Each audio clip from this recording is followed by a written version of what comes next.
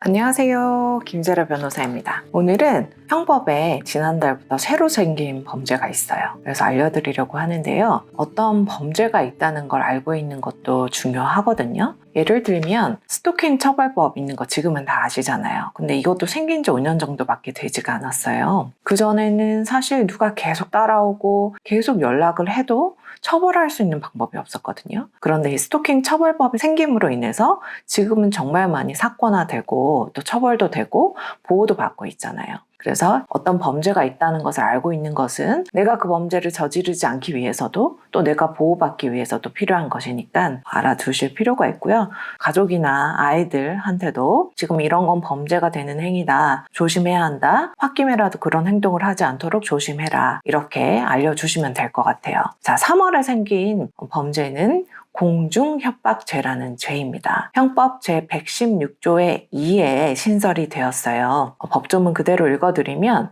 불특정 또는 다수의 사람의 생명, 신체에 위해를 가할 것을 내용으로 공연히 공중을 협박한 사람은 5년 이하의 징역 또는 2천만 원 이하의 벌금에 처한다라고 규정을 하고 있어요.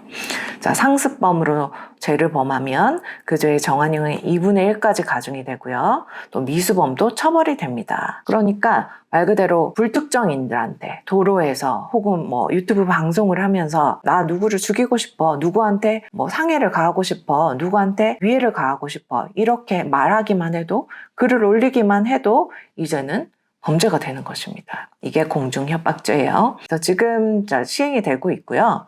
실제로 이 범죄가 적용돼서 입건된 사례들이 있거든요. 유튜브 채널을 운영하는 한 남성이 있었는데 거리를 걸으면서 라이브 방송을 하고 있었던 거예요. 그런데 자기한테 뭔가 비난적인 댓글이 올라온 거죠. 그러니까 열받아서 누구 한 명 죽이고 싶다 이렇게 말을 한 거예요. 근데 이런 경우에 이 공중협박죄가 적용이 되는 겁니다. 그래서 이 죄가 적용이 돼서 입건돼서 수사를 받고 있다고 해요. 그리고 지금 사실 몇 년 동안 문제됐던 부분이 있잖아요. 인터넷상으로 누구를 죽이겠다고 한다든지 테러를 벌이겠다고 한다든지 그런 것들이 있어서 사회적인 문제가 많이 됐었잖아요. 사람들이 많이 공포에 떨었고 그런 것들을 이제는 명확하게 처벌할 수 있게 된 겁니다. 실제로 요즘에 계엄 사태, 헌법재판소 탄핵 사태 이런 것들이 벌어지면서 법관에 대한 협박글이 올라온다거나 어떤 기관, 헌법재판소, 법원에 대한 협박하겠다는 글이 올라오겠다거나 이런 일들도 많았잖아요. 그런데 이제 이런 것들도 이 공중협박죄에 의해서 많게는 징역형까지 처해질 수 있다는 것이죠.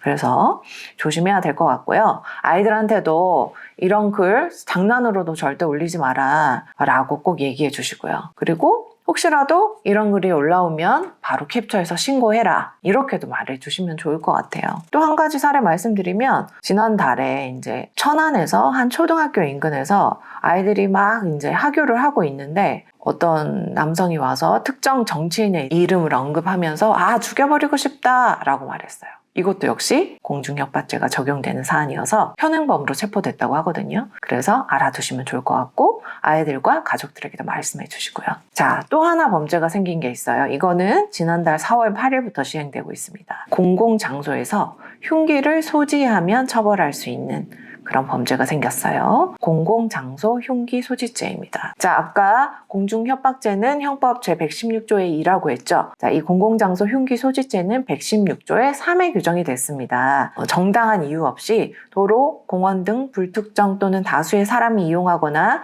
통행할 수 있는 공공장소에서 사람의 생명, 신체에 위해를 가할 수 있는 흉기를 소지하고 이를 드러내 공중에게 불안감 또는 공포심을 일으킨 사람은 3년 이하의 징역 또는 1,000만 원 이하의 벌금에 처하도록 한 죄입니다. 사실 지금까지는요, 이런 행동을 해도 명확하게 처벌하기 좀 어려운 그런 처벌의 공백이 있었어요. 공공장소에서 도로에서 흉기를 딱 가지고 벤치에 앉아 있어요. 무섭게 생긴 사람이. 그런 경우에 어떻게 처벌하냐는 거죠. 누구를 협박죄로 하기에는 뭔가 살인 미수로 하기에는 피해자가 특정이 안 된 겁니다. 협박죄도 피해자가 특정이 돼야 되거든요. 누구를 향해 협박하려고 한다, 협박한다라는 부분이 특정이 돼야 되는데 이런 경우에는 사람들이 느끼는 공포심은 굉장하지만 크지만 이런 행동을 하는 사람을 처벌하기는 힘들었던 면이 있었어요. 그런데 공공장소 흉기 소지죄가 이제는 생겼기 때문에 처벌할 수 있게 된 겁니다. 자, 실제로 이 흉기소지죄도 시행이 돼서 처벌되고 입건된 사례가 있었다고 해요. 시행 첫날에 서울에서 행위를 향해서 그냥 흉기를 꺼내든 중국인이 검거되는 일도 있었고요. 흉기를 소지하고 주민센터 방문한 사람이 구속되는 일도 있었다고 해요. 제주도에서도 시민 여러 명이 참석한 행사에서 흉기를 들고 걸어 다니는 사람이 검거되는 있었다고 하니까 이런 공공장소 흉기 소지죄가 생긴 것도 알아두시고 역시나 이런 행동도 처벌이 된다는 것을 가족들과 자녀들에게 알려주시고요. 또 이런 행동을 하는 사람이 있다, 보인다 라고 하면 바로 경찰 신고해라. 현행범 체포도 가능하게 됐거든요. 그래서 알려주시면 좋을 것 같아요.